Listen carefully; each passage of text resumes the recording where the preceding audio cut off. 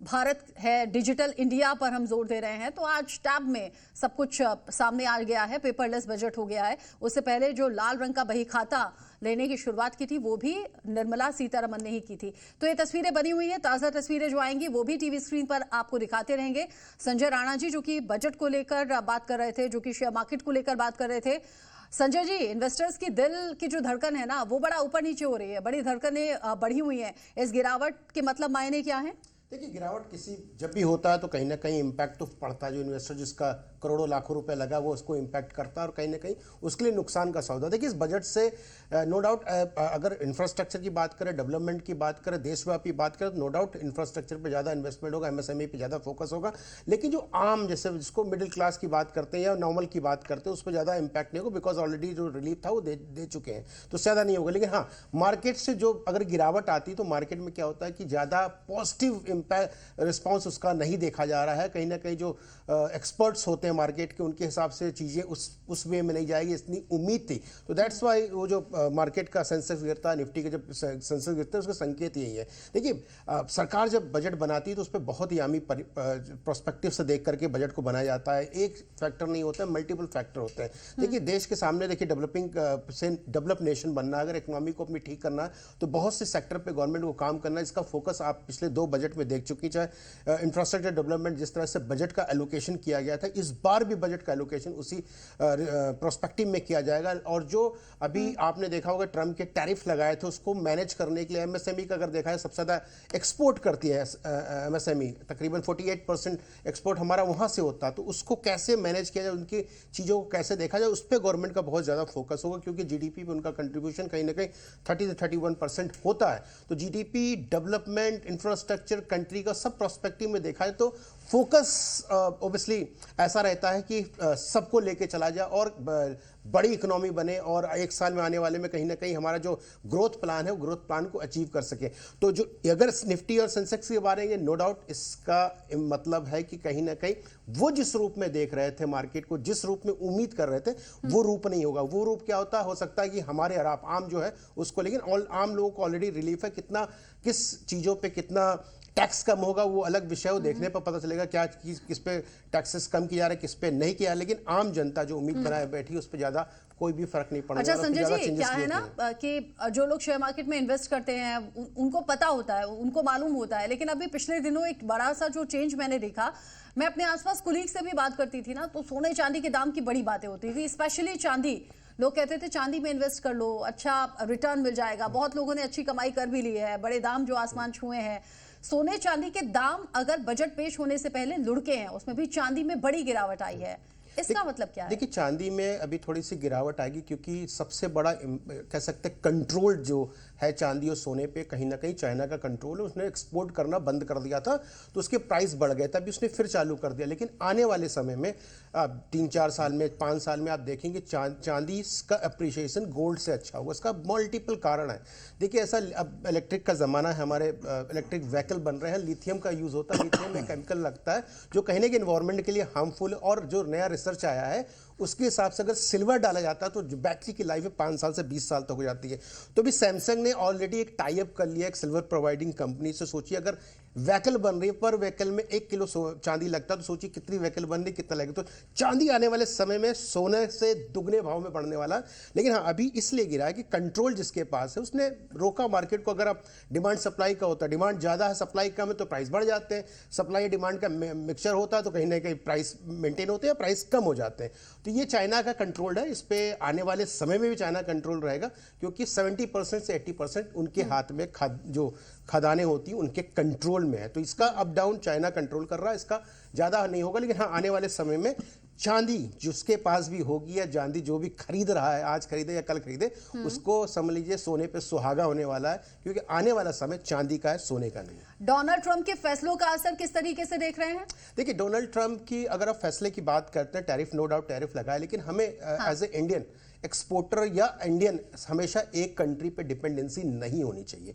देखिए, जब multi dimension आप बिजनेस करते हो, मल्टी डायमेंशन कंट्री से आप बिजनेस करते हो, तो कहीं ना कहीं आपको फायदा होता है। आप पूरा अपना सेंट्रिक यूएस कर दोगे तो अगर कोई भी इकोनॉमिकल फेरबदल होती, पॉलिसी चेंजेस होते, तो पूरा इम्पैक्ट आया, जिसका इम्पैक्ट हमारे एमएसएमई सेगमेंट को पड़ा है। तो उसके लिए आपने देखा होगा कि हम नए सेगमेंट को अभी जो डील हुई है कुछ एक हफ्ते पहले जो यूरोपियन कंट्रीज से डील हुई है उसका इम्पैक्ट आपको देखेगा। और यूरोपियन मार्केट हमारे लिए खुला, बहुत बड़ा मार्केट की मल्टीपल कंट्रीज है यानी आप कह रहे हैं इसे पॉजिटिव लेना चाहिए। भले ही यूएस से जिस तरह से संबंधों में तनाव हमने देखा, डोनाल्ड ट्रंप के फैसलों का इंपैक्ट हमने देखा, लेकिन भारत ईयू के बीच में जो मदर ऑफ ऑल डील्स हुई है उसका भी पॉजिटिव रिस्पॉन्स है। युवाओं के बीच में बड़ी उम्मीदें आज के बजट को लेकर है, खासतौर से जेंजी क्या उम्मीद करें, एक बार सुन लेते हैं। आप दोनों रहिएगा मेरे साथ में।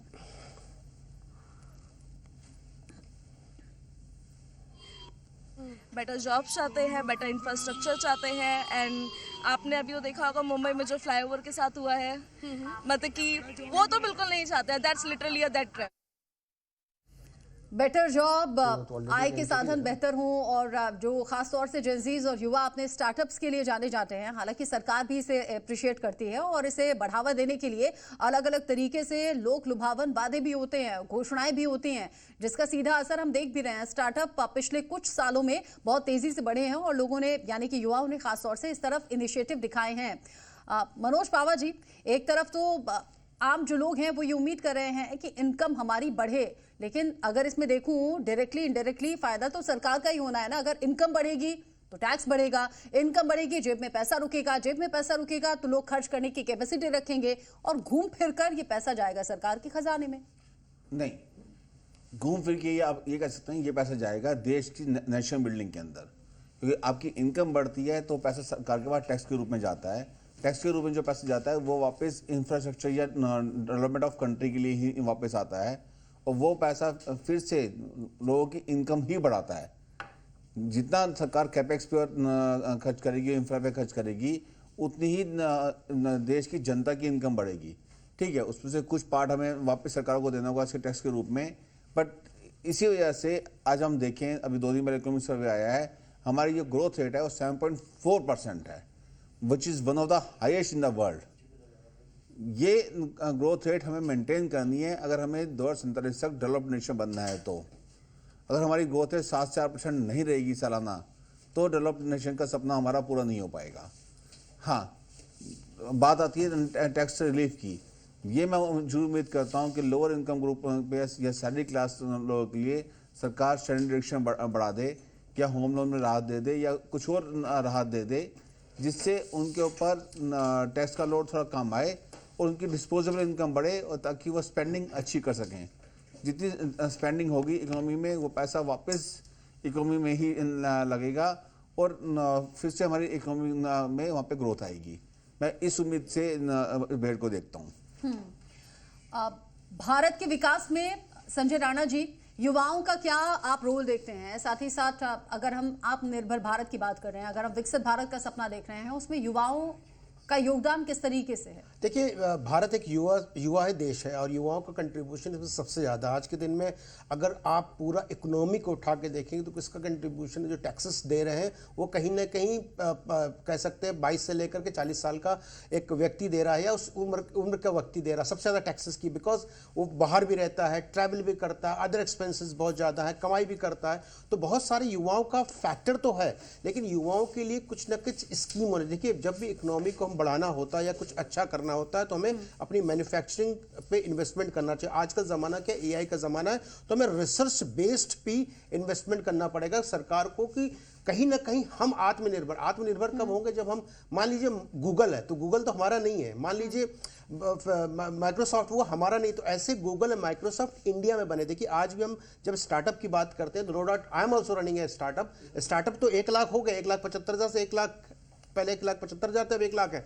लेकिन स्टार्टअप में क्या कट कॉपी पेस्ट है, तो कट कॉपी पेस्ट वाला नहीं चाहिए, हमें मैन्युफैक्चरिंग और इनोवेशन का हब बनना पड़ेगा। जब तक इनोवेशन का हब नहीं बनेंगे आने वाले 5 सालों में, तब तक वर्ल्ड इकोनॉमी को कंट्रोल करने की क्षमता आपके पास नहीं होगा। आज चाइना हो चाहे यूएस, कंट्रोल कैसे करता है? उसके पास एक तरह से साधन यानी ऐसा प्लेटफॉर्म वो तैयार कर चुका, किसी का बटन दबाता है तो पूरी इकोनॉमी को ध्वस्त कर सकता है, दूसरे देश की इकोनॉमी को ध्वस्त कर सकता है। वाई डिपेंडेंसी दूसरे कंट्री की यूएस पे ज़्यादा है, चाइना पे ज़्यादा है, बिकॉज उन्होंने इन्वेस्टमेंट अपने कोर पे किया, यानी बैकबोन पे किया है। तो गवर्नमेंट का जो हमारा रिसर्च का बजट है उस पर फोकस करना चाहिए आने वाले, जैसे युवाओं के लिए आप बात कर रहे हैं, जेनजी की बात कर रहे हैं, तो जेनजी अगर एंटरप्रेन्योर बनता है या बिजनेस स्टार्टअप करना चाहता है तो सिर्फ मुद्रा लोन, ठीक है, ये जो लोन से काम नहीं चलेगा। लोन तो एक उसके लिए ईज करना पड़ेगा, जो पेपर वर्क है, प्रोसीजर्स है, बहुत टफ है, वो ईज करना पड़ेगा, नंबर 1। नंबर 2, उनको फैसिलिटीज प्रोवाइड करनी पड़ेगी अपने देश के अंदर डेवलप किया हुआ। जब तक वो चीजें नहीं करेंगे तो मतलब कंट्रोल्ड, जिसको कहते हैं एंड टू एंड कंट्रोल नहीं होगा। तो एंड टू एंड कंट्रोल करने के लिए हमें अपने आप पे इन्वेस्टमेंट करना पड़ेगा, जिसपे हमें लगता है मोदी गवर्नमेंट थोड़ा फोकस कर रही है, थोड़ा और इन्वेस्टमेंट करने की जरूरत है। एजुकेशन सिस्टम बहुत इंपॉर्टेंट। देखिए, पहले एजुकेशन अगर 10 साल पुराना देखा है तकरीबन 25-26 हज़ार करोड़ का था, आज के दिन में 1,30,000 करोड़ का वो है बिजनेस है, सॉरी बजट है। तो बजट तो है, लेकिन बजट 2 लाख करोड़ का भी करने से उतना फर्क नहीं पड़ेगा जितना में सिस्टम में चेंजेस करने की जरूरत है। क्योंकि स्किल्ड बेस जब तक आप नहीं होगे, स्किल्ड बेस आपकी बैकबोन नहीं होगी, तब तक कहीं ना कहीं आपको वो चीजें नहीं कर पाओगे जो आप करना चाहते हो। तो गवर्नमेंट को मल्टीपल एंगल पे काम कर रही है, मल्टीपल एंगल पे काम करना चाहिए। लेकिन इस बजट में हम ये देखेंगे कि थोड़ी किसानों को राहत हो सकती है, युवाओं को नो डाउट स्कीम आ सकती है, जैसे स्टार्टअप की हम बात कर रहे हैं या लोन्स की बात कर रहे हैं। एमएसएमई की जो बहुत बड़ी कठिनाई है पेपर वर्क, बैंक का लेंदी पेपर वर्क है, वो थोड़ा सा इजी होना चाहिए। जितने कि देखिए, आपको ये देखना पड़ेगा हमारा जो जीडीपी में कंट्रीब्यूटर कौन है, 31% का कंट्रीब्यूटर, लेकिन सबसे ज़्यादा परेशान है, उसको लोन नहीं मिलता है। तो लोन की फैसिलिटीज़ को ईज करना पड़ेगा, बैंकिंग प्रोसेस को ठीक करना पड़ेगा। तो मल्टी डायमेंशंस पे गवर्नमेंट को काम करना पड़ेगा। I am damn sure government इस काम कर रही है। अच्छा संजय जी, आप गवर्नमेंट के काम की बात कर रहे हैं। जब डोनाल्ड ट्रंप एक के बाद एक टैरिफ का बोझ हम पर डाल रहे थे, मेरे बहुत से ऐसे लोन हैं जो इस तरह की डील्स करते थे, इस तरह के व्यापार से जुड़े हुए थे, जो टैरिफ के बाद सीधे तौर से धड़ाम हो गया, या तो ठप हो गया, या तो बहुत ना के बराबर हो गया। ऐसे में तब बड़ी बड़ी बातें कही जा रही थी कि कोई बात नहीं, अमेरिका से रिश्ते खराब हुए हैं तो क्या हुआ, अमेरिका से तनाव चल रहा है तो क्या हुआ, बाकी देशों के साथ हम ये डील्स कर सकते हैं। लेकिन चीजें उस तरीके से फुलफिल हुई नहीं।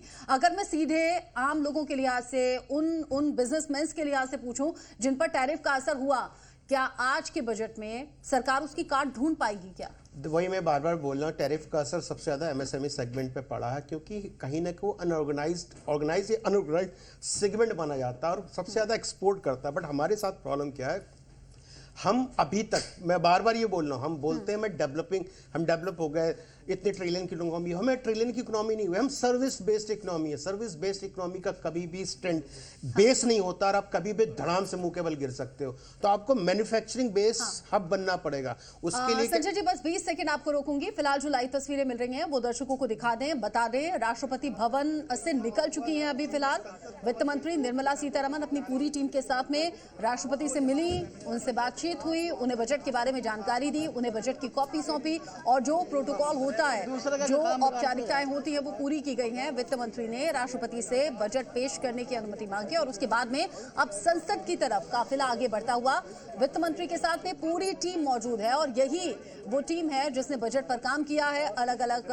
फील्ड, अलग अलग सेक्टर, अलग अलग आयु वर्ग का ख्याल रखते हुए देश के हित में ये बजट सरकार की ओर से बनाया गया है और अब वित्त मंत्री निर्मला सीतारमण सुबह ठीक 11 बजे संसद में बजट पेश करेंगी। ताजा तस्वीरें दिखाते रहेंगे। संजय जी अपनी बात पूरी करें आप।